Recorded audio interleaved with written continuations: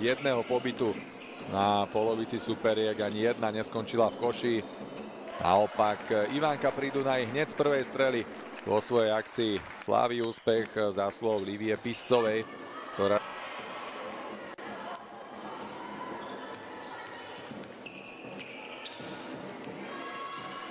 Piscová skúsila individuálny prienik a dokázala sa presadiť jednou z najkrajších dnešných striel a v zápätí obrovská Dori Rafaj.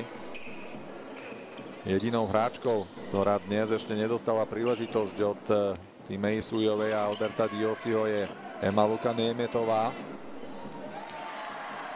No a odtedy ako keby sledujeme iný zápas.